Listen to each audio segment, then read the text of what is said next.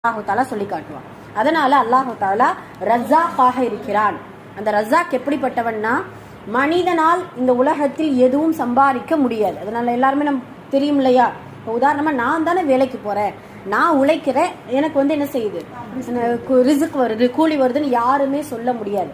அந்த உழைப்பதற்கான ஆரோக்கியத்தை அல்லாஹ் தான் கொடுக்கணும். அந்த ஆரோக்கியத்திற்கு தேவையான உணவை அல்லாஹ் தான் கொடுக்கணும். அந்த உணவு நம்மளிடத்தில் வருவதற்கும் அல்லாஹுடைய நாட்டம் வேணும். இப்ப ஆரம்ப புள்ளி அல்லாஹிடத்தில் தான் இருக்கிறது. அந்த ஆரம்ப புள்ளியை நம்ம உணர்ந்து கொண்டோமே ஆனால் முதல்ல நம்மளுக்கு ஒரு தன்னடக்கம் ஏற்பட்டுரும்.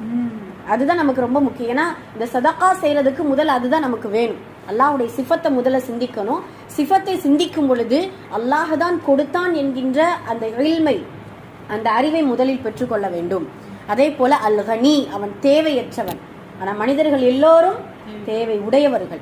அதுதானே, எல்லாருக்கும் ஒவ்வொரு தேவை உண்டு. பொருளாதார